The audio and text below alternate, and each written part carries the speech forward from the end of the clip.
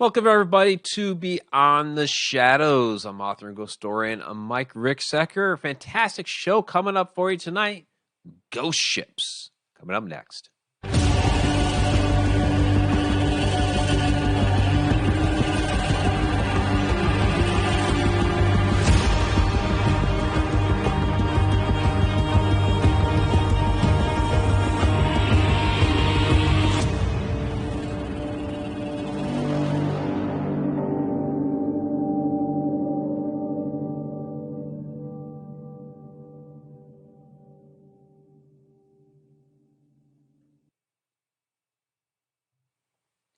Welcome everybody to Beyond the Shadows. I'm author and ghost historian Mike Ricksecker. Fantastic show coming up for you tonight on BTS. We are going to be talking ghost ships, all those weird, creepy nautical adventures. But before we get into all of that, I want to let you know that this episode of Beyond the Shadows is brought to you by a Haunted Road Roast. It helps you hunt ghosts. That's right. All right, so here we are on Beyond the Shadows. I know Edge of the Rabbit Hole earlier this evening. We had a couple of great guests, Dr. David Bettenhausen and Carla Bogny-Kidd, and I know we had all kinds of crazy technical difficulties with that. I do apologize. The new computer still getting it, everything kind of, I guess all the bumps ironed out or what have you with the software that I use and, connecting everything up and all that crazy stuff. So, it might be a couple weeks before we have it all ironed out. It's the reason why we did not have a Beyond the Shadows on the YouTube channel last week was because it'd taken me a while to get all of that set up. And so I do apologize for those difficulties earlier today. Hopefully this will go a little bit smoother and we'll roll from here. But appreciate everybody's patience. And if you have not yet, by all means, out here at the Edge of the Rabbit Hole YouTube channel, please go ahead and subscribe because we do have fantastic guests every week. And, of course, don't forget to hop over there to the Haunted Road Media YouTube channel as well because tonight's discussion is based off of last week's video. In part, we will get to a number of those stories. We did a Ghost Ships video last week on the Haunted Road Media YouTube channel. Of course, that was the kind of the tip of the iceberg there. We're going to have a bit of a deeper dive here. That's kind of the way we've been doing it here for a while. So, all right, let's get into ghost ships and really kind of where this stuff starts. You got to go back into ancient history. So, really just as far as, some context, when we're talking about ghost ships, really what we're talking about are those reports of strange phenomena, supernatural activity out on the open water.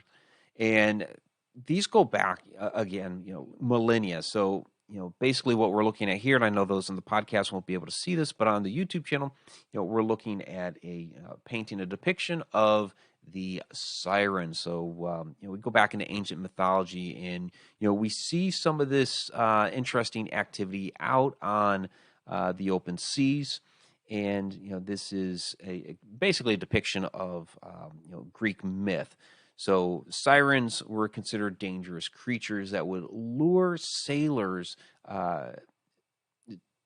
basically to rocks and rough terrain, reefs, what have you, to destroy their ships by using their enchanting music and voices to basically wreck the ship. So the painting here is supposed to be Odysseus being bound to the mast of his ship so that he could resist their song. And he basically asked the sailors to do that for him so that he wouldn't succumb, and thus they could be saved. And this is a mosaic of basically the same story.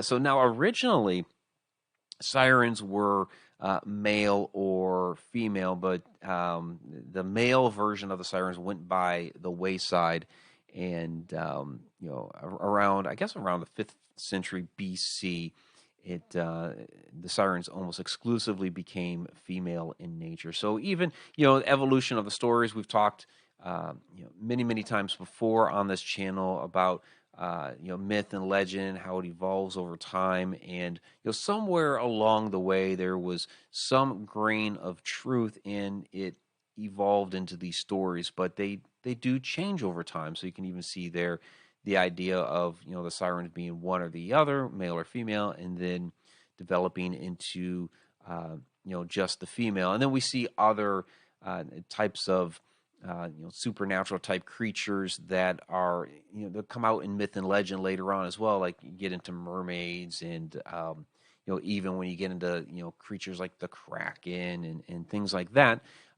you have all of these, you know, types of beings, you know, within the sea. And you can even get into you know, some of the, you know, different gods that that ruled the sea as well. So we're not going to get into all of that. We want to get into the you know, the different ghost ships. But basically, you know, it was stories like this from, you know, way back in mythology that was their kind of way of explaining why you had some of this supernatural activity happening out in the open seas when you have these different entities like the sirens and what have you that are out there that can possibly create this activity that people are witnessing and experiencing.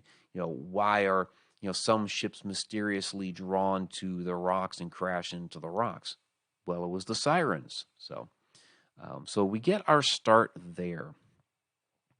And as we move on, so this was one of the requests out of the Mike Ricksecker Facebook group, and I do appreciate all those who chimed in on that thread.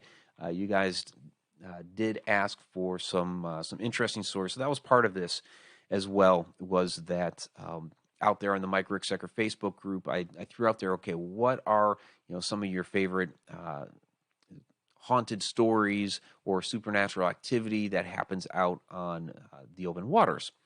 And so this one here, we'll get back to it. This is the Flying Dutchman. I think this is the one I wanted, though. That's only showing the one. Interesting. Okay, well, another technical glitch. It's only showing the one photo. So I had the original painting, and this is another artist's interpretation. But in any case, so the Flying Dutchman, and we're not talking about the one from the Disney movie from Pirates of the Caribbean. We're talking about the legendary Dutch ghost ship, which we don't know if there really was an actual Flying Dutchman ship, but basically it's a, you know, a myth out of the 17th century, kind of inspired by the Dutch East India Company. And so, according to legend, if the Flying Dutchman, if it was seen, it was hailed by another ship, then the crew of the Flying Dutchman would try to send messages to land or to people long dead. So there's a lot of interesting stories surrounding the Flying Dutchman. There are purported sightings in the 19th and 20th centuries as well. That basically claimed that ship glowed with a ghostly light. It was seen out on you know, the deep oceans and what have you. And of course, you know, this is supposed to be a basically signaling doom. Like if you see the Flying Dutchman, then of course something terrible is about to happen to your own ship. But even with that, the Dutchman stories, you know, evolved over time, and we see this. You know, I already talked a little bit about it with the Sirens, but even with, you know, the Flying Dutchman and others, as we go along, you'll start to see how the stories evolve. It's kind of something we always talk about again when it comes to myth, legend, urban legends, and how we have, you know, some grain of truth in the stories compound on top, but you can try to find what those pieces of truth may end up being. So with the Dutchman, so the first print reference to the ship was in Travels in Various Parts of Europe, Asia, and Africa during the series of 30 Years and Upward from 1790 by John MacDonald. So the story of the Flying Dutchman does go as far back as that. And I'm just going to read this little bit to you that was written by John MacDonald back then. It says, the weather was so stormy that the sailors said they saw the Flying Dutchman. The common story is that the Dutchman came to the Cape in distress of weather and wanted to get into harbor, but could not get a pilot to conduct her and was lost, and that ever since, in very bad weather, her vision appears. So Again, it's a a ship that's met some sort of nasty ending, now a ghost ship, and appears to other vessels in times when they are experiencing the same type of terrible situations. So, as far as the Flying Dutchman being a pirate ship, this actually came about later on. Sir Walter Scott added to that mythology, and he was the first one to actually refer to the Flying Dutchman as a pirate ship.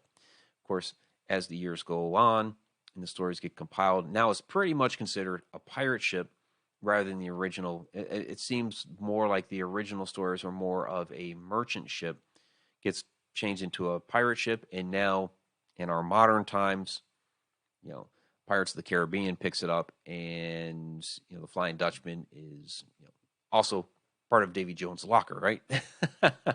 So yeah, but I mean that's all good fun. It's all good fun. All right.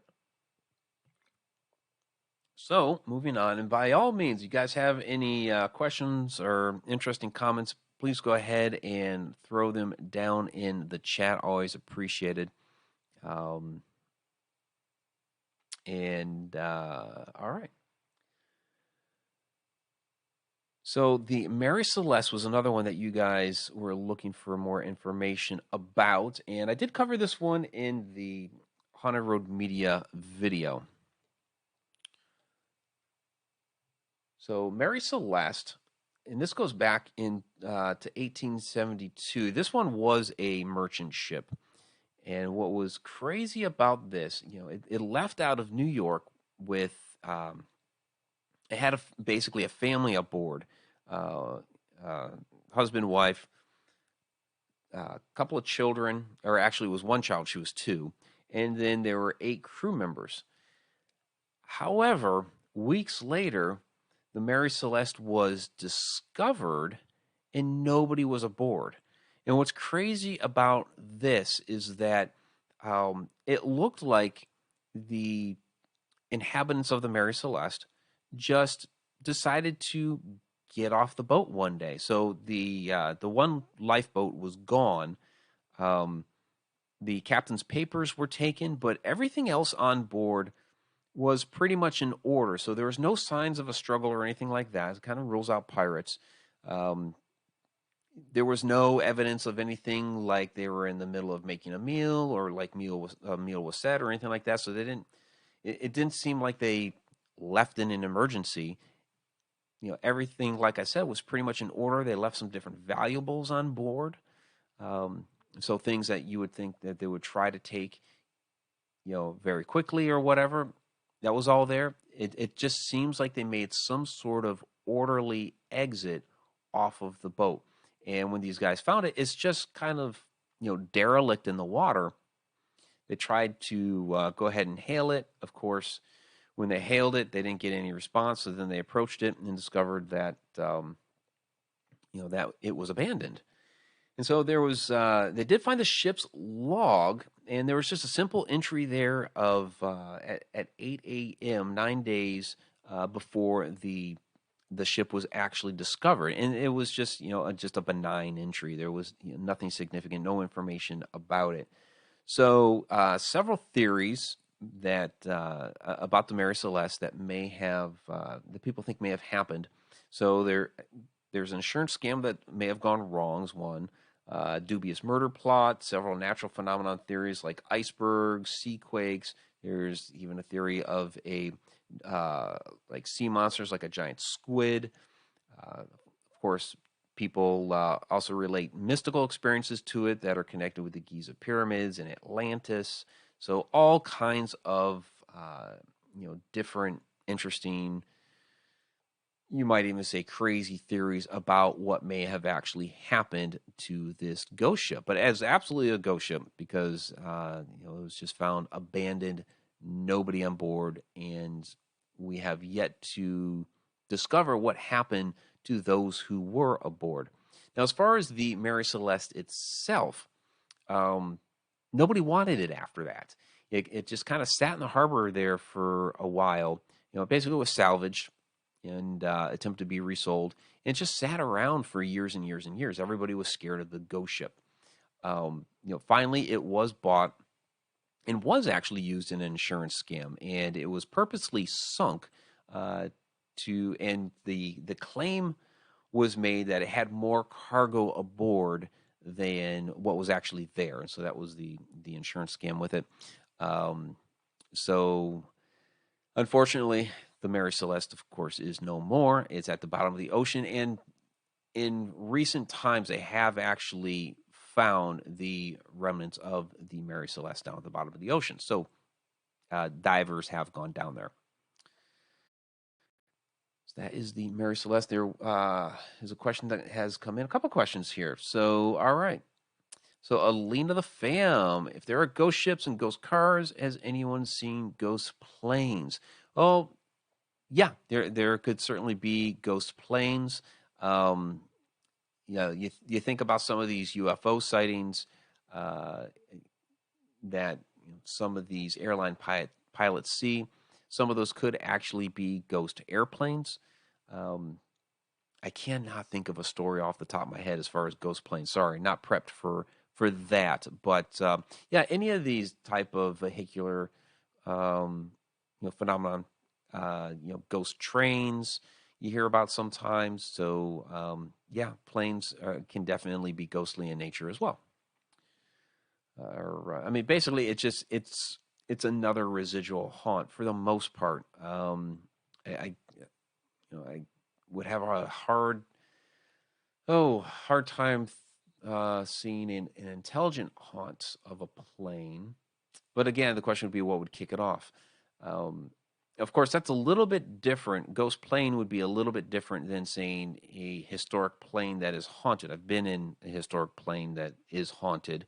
An old World War II airplane at the old hangar in Frederick, Oklahoma. They have a World War II flight, or what do they call it? Basically, the parachute, the paratroopers.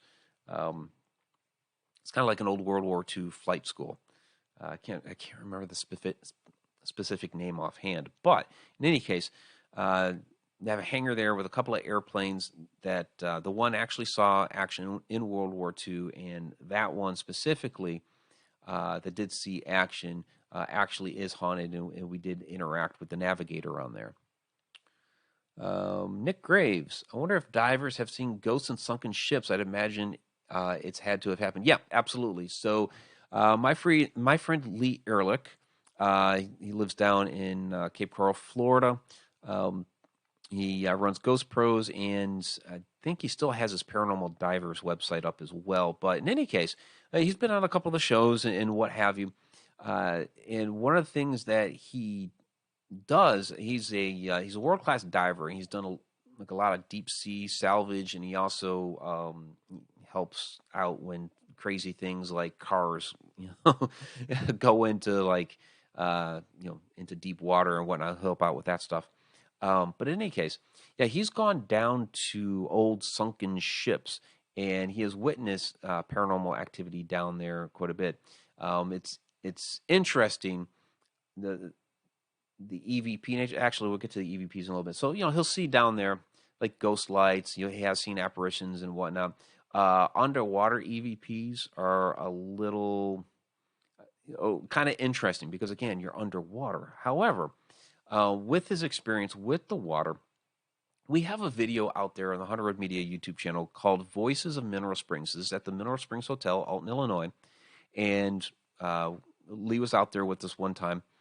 And he's been out there a couple times. But the one specific investigation, he was teaching us how he's able to get EVPs off the water. So Mineral Springs in some of you have been there, off the Grand Ballroom, down the hall, near the antique shop, there's this fountain. So if you go back down that hall a little bit, you can't be right next to it. You need to be down the hall a little bit, and you start listening to the lup, lup, lup, lup, lup of the water. You can actually hear the voices off the water, and we're sitting there. It's interesting because it's not really EVP.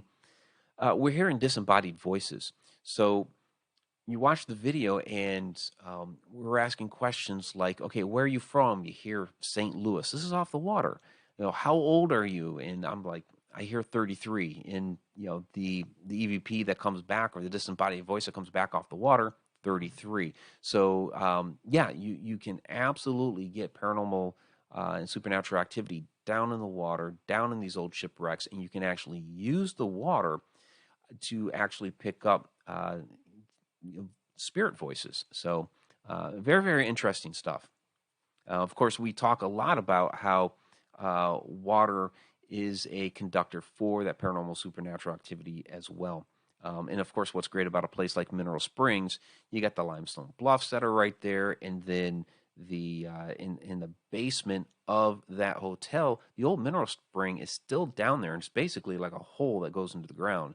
They've filled it in with like a bunch of junk, which is kind of like sinking, sinking back into the ground. So there's still this like gaping hole that's down there. Very, very interesting location. I'll be back there soon, actually. So, all right, Sarah Youssef, Mike.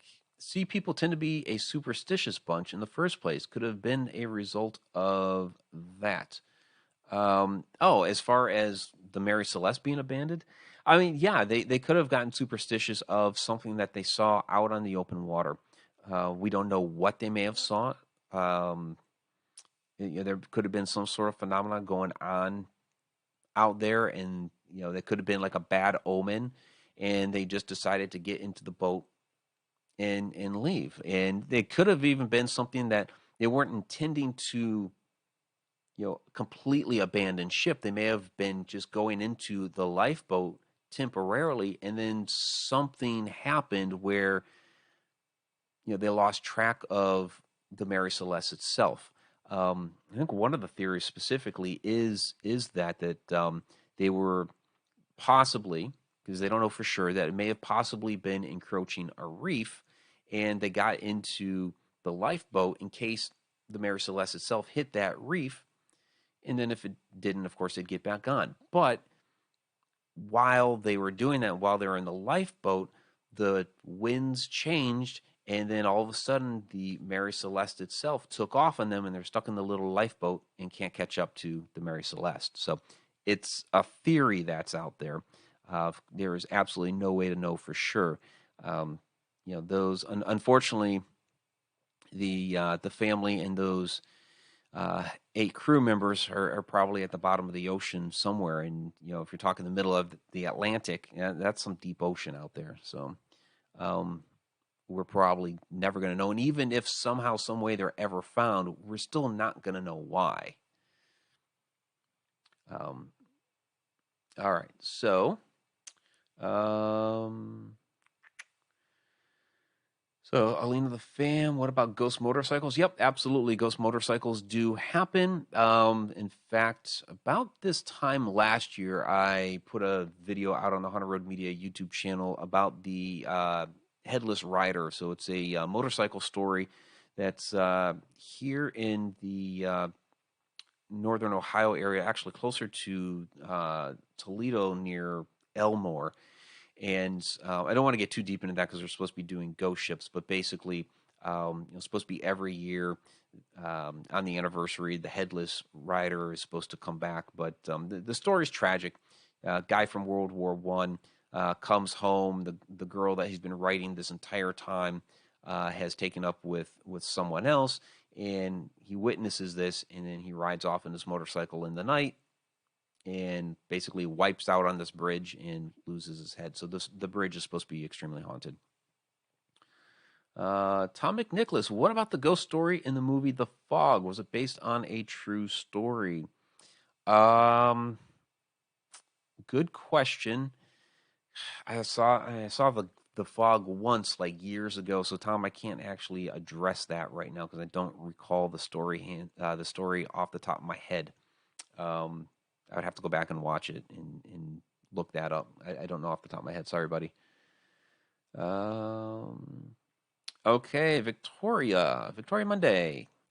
Ghosts of Flight 401. Salvaged parts from 401 were put on other planes, and there were accidents and hauntings associated with the salvaged parts. Well, yeah, and um, that is, a interesting aspect about using parts from previous ships.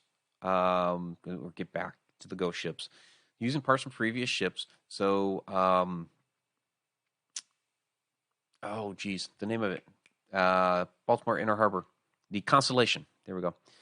USS Constellation. So what's interesting about that, so that ship there, extremely haunted. People talk about the powder monkey, the little boy who died on there that's running around, several others. And what's interesting about that ship is it's not actually the original ship itself. It's the second USS Constellation. But it seems that the hauntings that were associated with the first one came over to the second one. And as far as I know, there are no parts associated with it. From the old one, it's a brand new original ship from. I mean, they were both very old ships, but the second one didn't have anything from the first, but yet was christened in honor of the other, and yet you have all the hauntings from the first that are there with it. So, did those spirits associate themselves? That had been with the original ship. Did they somehow associate themselves with the new ship because it was built in honor of the former? So, kind of interesting things like that. All right, the Bechimo. All right, so this one was featured in the Alaska Triangle, the show that I was on earlier this year. And it's a really interesting story, kind of bizarre. And basically what happened here, so this ship, it dates back to 1914. It's basically a cargo steamer, but it became known as Alaska's ghost ship after, in 1931, it basically became abandoned. Basically, it kept hitting the ice. It kept getting impacted into the ice, and it just would get stuck. It would get it would get lodged in the ice, and so this would cause them to have to abandon the ship for a while and take up residence. Like this happened near Barrow, and so they stayed a couple of nights in Barrow, and then while they were staying there, it all of a sudden became dislodged and it started floating away. So they followed it. They tracked it down. They would talk to some of the local Inuits, some of the Native Alaskans, and then they would refine it. Well, it became lodged in the ice again. And you can see here, these poor guys, they're taking supplies off in one of the little lifeboats, and they had very valuable cargo on there. It was like $1 million worth of furs, and so they didn't want to lose this thing. And so the one night they end up, or a couple of nights, because it had been lodged in the ice again, they set up like a little tent city around there. But they got basically a nasty blizzard hammered them, and they were kind of stuck there. But the storm dislodged the Bechimo again, and off it went again. And so this kept happening over and over and over. And what they ended up doing was just completely abandoning. Once they were able to catch up to it again, it was getting damaged, hitting the ice, and they were like, "This is just not going to last the winter. So we have to give up on the Bechimo." So they were able to get all the furs off of there, and there the Bechimo went off again. But they were wrong. It lasted far more than the winter. It lasted at least 38 years. So the last time it was actually seen was in 1969. Nobody knows what happened to it after that, but they called it Alaska's ghost ship because it would appear out of nowhere, and they would see it floating along. Hey, there's the Bechimo, and people would go and they would try to board it and they would try to salvage it, and they would always have issues. They would always have problems trying to do this during this span of 38 years. and it would go floating off again into the mist. And so this happens, again and again and again, where it would just seemingly show up out of nowhere, and then as soon as they had seen it, it would disappear again. Again, the last time it was seen was 1969. Nobody knows what happened to it, whether it actually sunk or if it's perhaps still floating out there somewhere, and it hasn't been seen since then. So very, very interesting and bizarre phenomena of this ship derelict, floating around the waters of Alaska for decades, almost 40 years at least. So we just don't know how long it actually did survive. So I was getting back to some questions when everything kind of died again last time. So let's get to a couple. There are a couple other questions here. That's an interesting question, Alina. Has there ever been a train accident because of an appearance of a ghost one? I don't know. I don't know.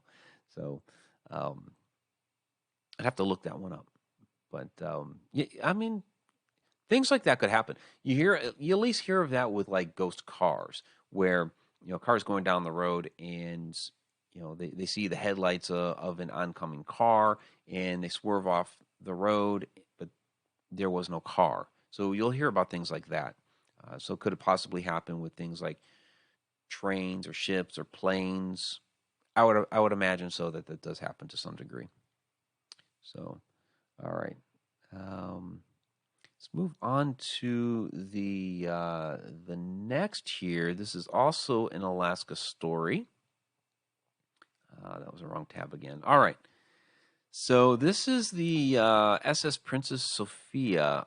This one's a really tragic tale here, where this goes back to 1918 October, like right around now in October. And for those of you familiar with Alaska, yeah, it's already snowing in October.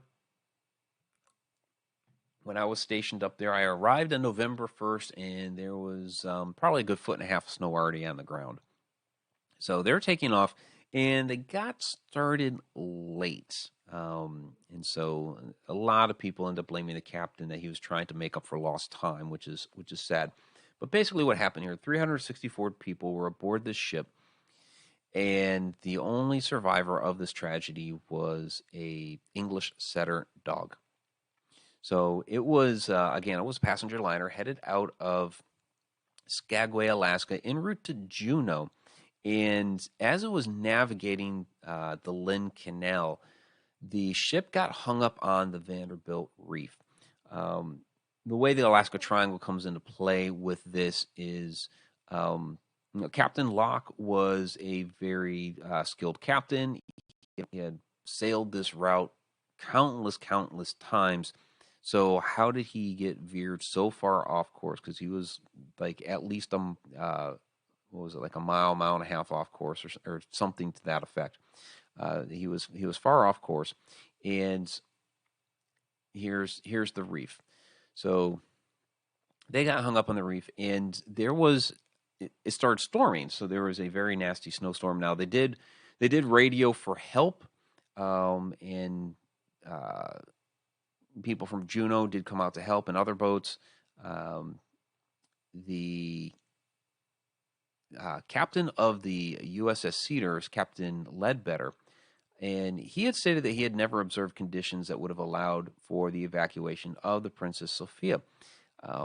Anytime that they were, trying to get close and perhaps help out, Captain Locke would tell them to go ahead and get back because he's observing the conditions, and because of, you can kind of see in this photo the waves, and I'm sorry, those in the podcast can't see the photo, but you can see the waves crashing against the boat and the reef. And I only have this one here. There are several others. If you watch the video on the Hunterwood Media YouTube channel, you can see how big some of those waves were getting. And so the fear was that if you were to try to load some people into some rescue boats, or if you had people coming to the Sophia to try to help out, then those boats were just going to either crash into the reef or crash into the boat, and those people would perish. So they were trying to wait for for better weather, for the storm to clear up. Problem is that, very sadly, the rescue boats came out there the next morning, and Princess Sophia was gone. They basically, all they saw was the mast sticking up out of the water. Um, it was still snowing at this time. The storm was still going on. It calmed down a little bit that morning, but all 324 had perished in the water. They found some different journals and whatnot that talked about things leading up to it. Some very, very sad stories within there, and basically what it looks like it had happened with the storm raging. It finally, the ship got hit with a wave strong enough to knock it from the reef, and as it was scraping along that reef, it ripped a gash into the hull of the ship. And at that point, they were doomed, unfortunately. So, where the ghost stories come into play, this is a very tragic tale. Where the ghost stories come into play on this is they took the bodies to Juneau, and they basically had makeshift mortuaries and whatnot there. And so those locations in the city of Juneau that took in the bodies from the SS Princess Sophia. I'm sorry. Some people call it Princess Sophia, but Princess Sophia. A number of those places are haunted, and they have observed people from that era around 1918. The apparitions down there, like in the basements of some of these places where they had kept the bodies. They'll hear screams and all sorts of things relating to this tragic event. So, again, another crazy one from the Alaska Triangle. All right. So, Lane of the Fam, has there been a Titanic sighting? So, like the ghost of the Titanic, a ghostly. Not that I know of. I haven't, off the top of my head, heard of somebody seeing the apparition of the Titanic. So, what is kind of interesting when it comes to the open waters, there is some interesting phenomena when it comes to parallaxing, especially with the night sky, and you start getting that mirage effect. This is there's an interesting theory out there, and I think the documentary was on Netflix a few years back. With it was like the last ship that saw the Titanic, and they thought everything was fine, everything looked good, or what have you, and that they were at least in somewhat of a range that they could have gone to help. That because of that parallaxing and mirage effect and all these different things that happen out there on the waters, that what they saw was not really the case. And there's a certain term. What was the term? I think it was like I can't remember offhand, but basically, if you go back through the logs and look through the notes, they were making remarks about that effect was really strong that particular night, and so that could have led to there not being a quicker rescue, that they couldn't have gotten out there maybe perhaps that night. And there's there's any of these tragedies that happen like this, you always get people that come along and say, well, why couldn't they have gotten out there quicker? Why didn't they get, why didn't so get there in time? Or, why didn't they, whatever. And, it's not for, people just ignoring a distress call or what have you. There are these different things that come into play. So like with the Princess Sophia, they were out there to try to help, but conditions were of such a case that anybody going to try to help would have died themselves. And so they were just waiting. They're trying to wait out a storm so that they could get the rescue boats in there to help. And just that night they were gone. So it's tragic. Um, so Tom McNicholas, did you mention the schooner Jenny that was frozen with crew still aboard? Nope, haven't talked about that one. I don't have that one in my lineup tonight. So Tom, you have some good questions. Just not stuff I'm talking about this evening. Sorry, buddy. All right. So, but as far as ones that did freeze, um, that's the Franklin expedition, and this one's really tragic. So the Franklin expedition with this is 1845, and what was going on with the Franklin expedition? They were looking for the Northwest Passage, that elusive connection, uh, basically through Canada to the other side to get to the Far East. Basically from Britain through Canada to the Far East. They were sure that there was a easier, at least easier way to get through there, so they wouldn't have to circumnavigate the long way. They were trying to find a shortcut.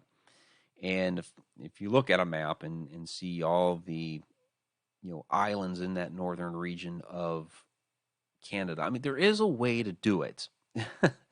um, it's just it's very treacherous. And again, we're talking about places that acquire a lot of ice. And what ended up happening with the Franklin expedition is that they did get iced in. And they actually built these ships. They fortified the hulls to be able to, to go through this. They had several feet of wood. Um, I think it was 8 feet thick for the hull, but then they also encased that in iron. So these hulls were extremely thick, and they were meant to go through the ice, but they still got stuck in the ice. And after a couple of years, and England hadn't heard back from them, um, they started, sending out rescue teams. Okay, what in the world happened to these couple of ships? We haven't heard one way or the other. Um, we haven't heard from them from the Far East. We haven't, they haven't come back. So what happened? So they sent out rescue ships to go find these guys, and they did. They started finding some details, and the first were a couple of graves. This was on Beachy Island. This is 5 years after the fact, after they'd left. They found these graves on Beachy Island, and there were 3 sailors who had died during the first winter. And this was all that they had found for several years, just some graves. So they knew they'd at least gotten this far. Now, this is just kind of like that entrance into the Northwest Passage. This isn't even that far in. So some of the other expeditions that went out there, they started talking to the local Inuit tribes to see if there was, if they had witnessed anything.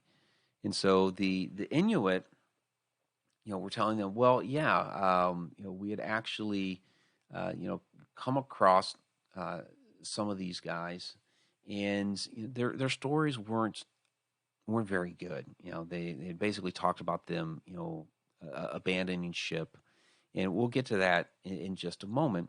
So they continue on, and they got their biggest clue in 1859 in it looks like I didn't include the basically a stone cairn. So I could have swore I had it. I'm going to add this real quick. So, because the stone cairn is actually quite important. And I want to give you guys that are watching the actual image of it. So let's get this out. And I'm sorry if those listening to the podcast are not going to see this, but it's actually still there. And of course, now I'm not finding it, so go figure that.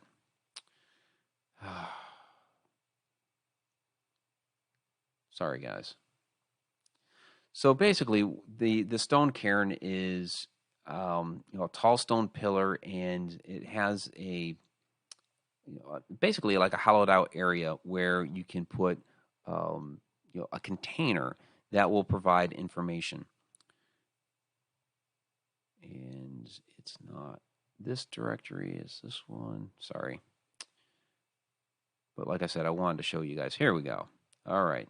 So there's the stone cairn. This is what we're looking at. So within this, they found a note from the crew. So finally, 14 years, okay, 14 years, almost 15, they finally get a little bit of information. And what was in there was the note. And along the top, you can kind of even see the words. They're a little bit big. The first year that they were there, they mentioned Beachy Island, how they had sailed to there, and then they sailed south, and they got stuck in the ice again. And they said, everything's fine. It's all well. But then all this scrawling text around the edges was the following year. The cold was so bad that year that throughout the summer, the ships never dislodged from the ice. And so they were stuck there for a whole nother year. Their captain, Captain Franklin, had died, as well as several others. And they mention in here how they are giving up on the ships and that they're actually Backsfish River trading post. And they're going to do this in the winter. Yeah, that's kind of crazy. They're going to walk 1,000 miles in the winter. And this is where the Inuit, and when they started asking the Inuit, okay, did you see these guys? And there were some horrific stories of, how they would run into these guys, and there would be, several of them. They're carrying supplies in their little boats that they'd taken off the ship, the little lifeboats, and they're dragging them through the Arctic. And the Inuit would give them a little bit of meat or whatever, but they couldn't take them into their villages because it would just disrupt everything and have any place for these guys.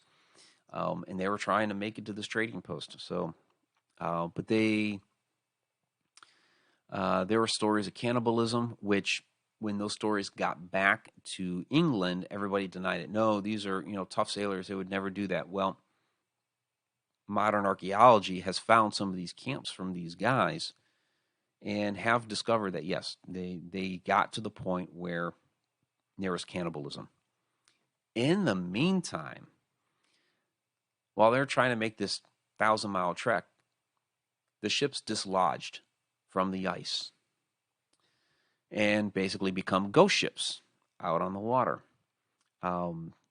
And for years, nobody knew whatever happened to those ships. There were stories, again, from the Inuit that that one did actually get crushed in the ice and sank, but another actually was seen out on the water with smoke rising from it. They did actually, these ships were kind of innovative for the time. They did actually have a heating system that was installed. So they had a little coal furnace. They actually had some piping running through there because they knew they were going to be going through the Arctic and it was going to be very cold.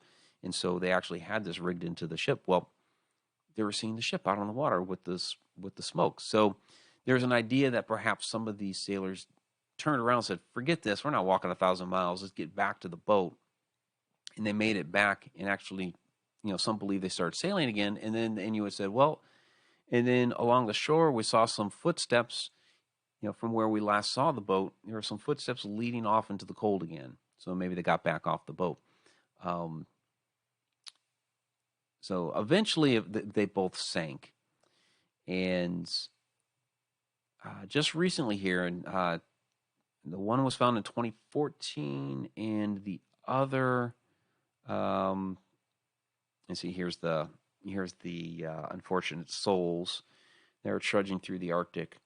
But this is the Terror. It was the Erebus and the Terror were the two ships.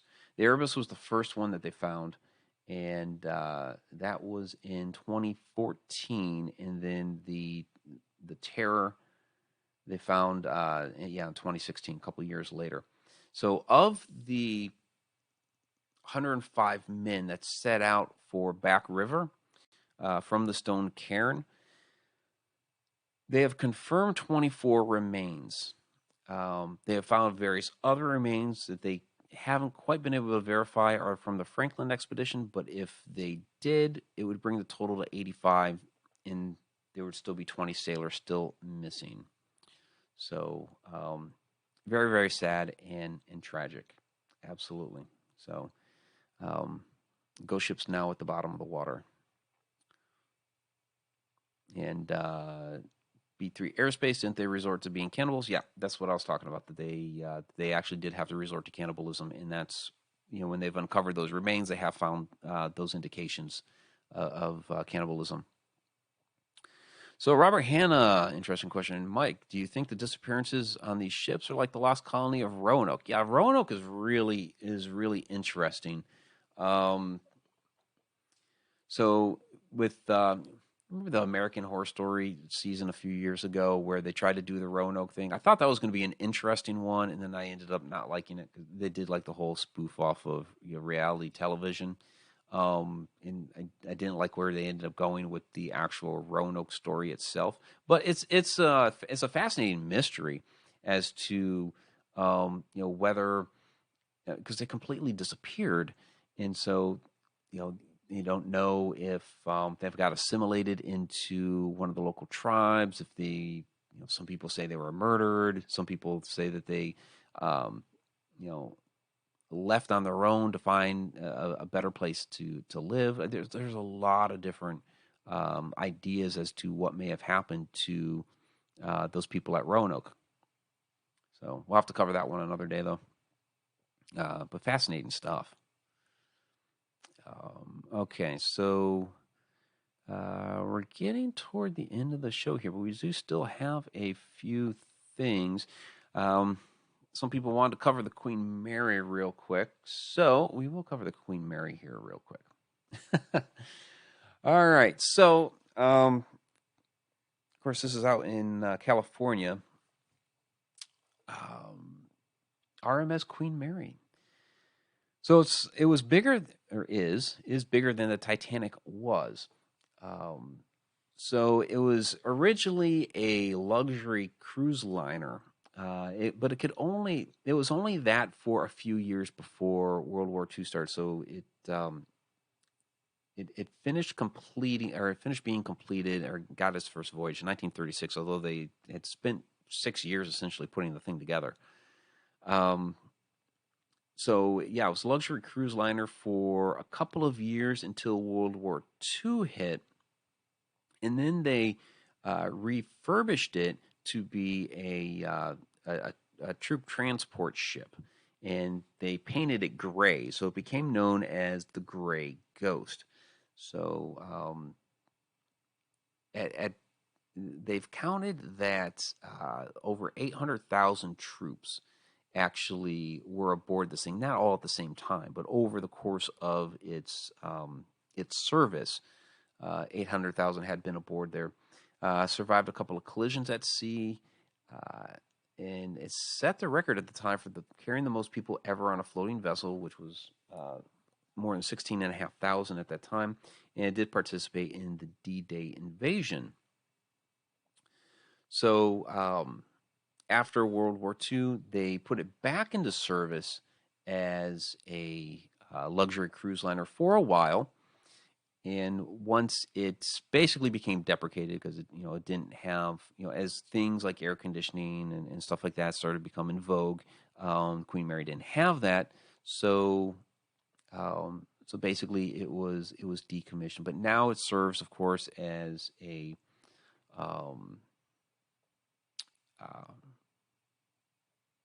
as a tourist spot, right? It's a tourist spot, and of course they have the paranormal investigations on there.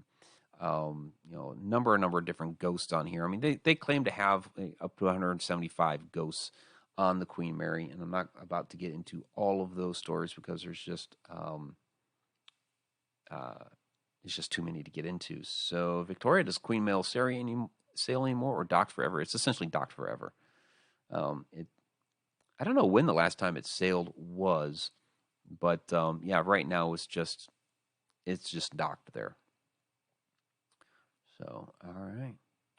That is the Queen Mary. It's one of those bucket list items for me because I mean it's I guess when you're in the paranormal community for so long, people always talk about as far as like haunted ships, Queen Mary is like the one. I mean, there's other ones like USS Hornet and some others that are supposed to be very very haunted.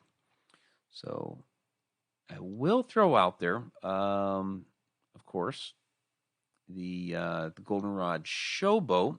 I investigated this many many times. Definitely a haunted ship. You want to talk about somebody having an attachment to it? The Captain Minky, was certainly there.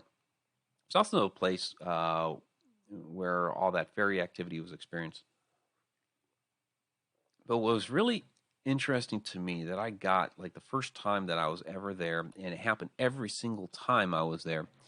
So this is the showroom, and if you look at the balcony on the right hand side, all the way in the back, if you follow the stairs going up, you can't see the door, but there's a door back there that leads into the dining room area, and then comes out here. This is the dining room area, and you can see back in the passage. So if you look that open doorway there, again, I apologize to those in the podcast. If you look at that open doorway there, there's a service corridor that's there, and basically for the dining room that was used as like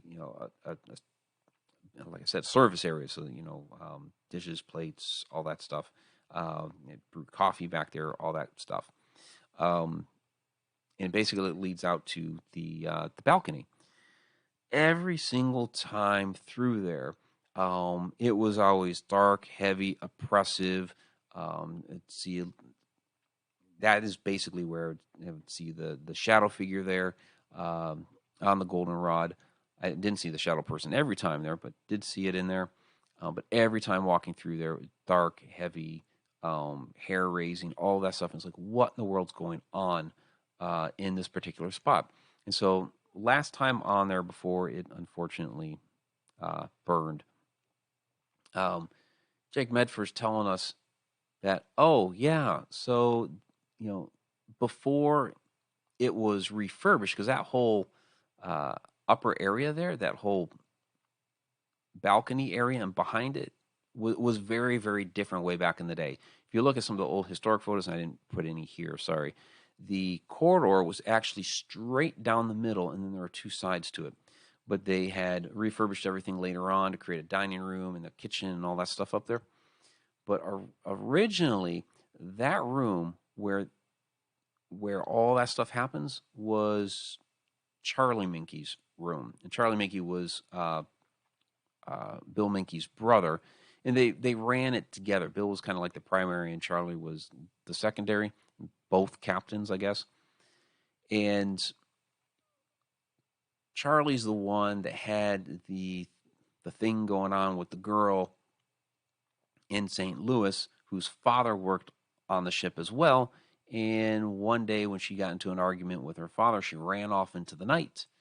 And the next morning, she was found floating next to the boat. And so it was something that needed to get followed up on. It's like, okay, now we're finally hearing, and it was toward the investigation that Jake said this stuff too.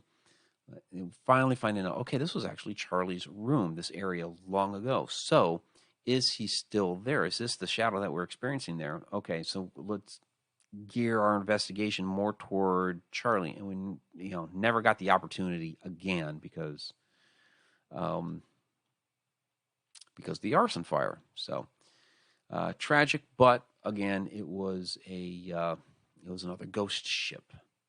So it was very, very cool spot. So from Victoria Mundane, Mike, why are all the battleships haunted? We have several docked around the Gulf. Death. A lot of death, a lot of tragedy. Yeah, I mean, you're talking about people whose lives were cut short. So, some of these spirits that are still on there may still believe that it's the war and they're still fighting and they're, still doing battle. It's tragic. So yeah, you get that in any of these locations that have had, um, that have seen war, that have seen battle, that have seen death like that. Of course, places that have seen murder, you see a lot of these, this type of activity, and it's just, yeah, just that tragedy when it comes down to it. So, yeah, a lot of your battleships, anything, that has seen that type of action, you're probably going to have a haunting associated with it. So, um, yeah, it's probably why places like like the older parts of the world are so haunted, because they have seen thousands and thousands and thousands of years of bloodshed, and it's just all a mishmash there of this energy. So even if the spirits are no longer there, the place itself retains the energy. And in something like a battleship, you got to think, if you believe in stone tape theory, so you certainly have material there on a battleship that could retain and harness that energy. Again, we're not really sure what the catalyst is, but very easily you have something there that could record that energy, and then when the catalyst kicks it off, there you go. There you see, the sailor walking down the corridor and meeting his death or whatever. It's terrible, but you see that happen at a lot of these locations like that, the where the environment has just soaked in all of that energy, and a lot of it's residual. It's not always. In fact, in a lot of these, it's not going to be an intelligent haunt. I mean, that's not to say that none of these places have an intelligent haunt. They do still have intelligent haunts, but a lot of it's going to be residual. It's just a recording of what happened, that energy transference, and then it's kicking off. So, all right. So, you guys got anything else? Okay. So, Sarah Youssef, I see you down there in the chat. Do you think that paranormal tourism perpetuates the haunting in terms of fueling energy? Well, I mean, you're talking about. I mean, yeah. I mean, I talk about this in several cases where, um, I mean, you're basically you're almost manifesting the activity to happen. A common question. I use this a lot with cemeteries. So I don't believe like a cemetery is inherently haunted, but I believe that you going to a cemetery and calling out to some of these people, making an observation about headstones or whatever it is that you're doing. I've had it happen before where I'm just observing about a family and coming to my own ideas. Okay, well, this person died here and that person died there. Oh, this must have happened. So I'm talking about them. So I'm giving them attention. And I think what can happen is, even though they're, on the other side or whatever, that they hear that. There's something almost kind of like tickles their ears. Hey, somebody's talking about me. Let me go check it out. And they go. So I think they know when somebody's visiting a location or what have you. So that's in one sense there, but also the idea that if you have all these people putting energy into something to try to get something out of it, that at some point something's going to respond, because there is enough that's been put into there that at some point something has to come back out. So. So yeah, so some of these, I would say, some of these haunted locations are getting fueled because of the attention that's being given it, and so it manifests. All right, so I think some people would almost try to go down like the Topa thought form route, but I'm not going to quite go as far as that. Um, but I think we are in some degrees creating, or at least calling enough attention that something is coming out and being like, hey, I can get some attention over here, whether it has anything to do with that location or not. It could be a spirit walking by and be like, oh, they're looking to talk. I'll go check them out. So, all right. All right. So, all right, everybody. I think that is probably going to do it for this edition of Beyond the Shadows. Appreciate you bearing with me through whatever in the world that was with the technical difficulties right in the middle. I have no idea. That was bizarre. But we are here at the end of our episode. Go Ships! Appreciate it very much, everybody. And you guys had some wonderful questions, which I always love to get from you guys. All right. And there's Victoria Monday. Best night ever. She usually says that Edge of the Rabbit Hole is the best hour of the week. So now it's the best night ever. All right. There we go. Okay, so first things first, I do want to thank Quarantine Ghost for haunting the chat, feeding me all those wonderful questions that you guys had. And I also want to thank Deep Down the Rabbit Hole Patreon patrons, Tom McNicholas, B-Theory Airspace, Andrew Cox, Dustin Samario, David Yeisley, and Joe Chandler. Thank you all very, very much for watching. Thank you guys for being Deep Down the Rabbit Hole Patreon patrons. Thank you all for watching Beyond the Shadows. I also want to thank the other Patreon patrons out there at patreon.com/hauntedroadmedia. You guys just got a little behind-the-scenes stuff of the new Shadow Dimensions video that I'm currently editing. Which also reminds me, Unveiling the Shadows is this Saturday at 2 to 4 p.m. So all those that have already signed up, I will see you there on Saturday. For those that haven't and are interested, you can still sign up. HauntedRoadMedia.com and MikeRickSecker.com. They both have the sign-up forms on there. And there's still a few spots left, but they've been going. So hurry up and jump on it. And that is this Saturday, October 24th. All right, let's get to the participants tab. So we've got down here B3 Airspace and Candy Orton. Thank you very much for joining us tonight. Kathy Salento, thank you as well. Joy H. and Nick Moulet, always appreciate it. Robert Hanna and Sarah Youssef, thank you very much. Appreciate all the questions. Sharon Lane, thanks for joining us tonight. Tammy Heitzman, thank you as well. There's the Haglin. And Tom McNicholas, great to see you, buddy. Tim Schoen, good to see you down there. Tanya Rogers, Tracy Christian, and Victoria Monday. And there's Adam Tillery popping in there. All right. So, all right, everybody. You have an amazing week. And who do we have next week for Edge of the... Oh, we have Alexandra Holzer next week for Edge of the Rabbit Hole. 2 days before Holzer Files kicks off. So, let's see you all out there for that. All right, everybody. Have a great night. Until next time.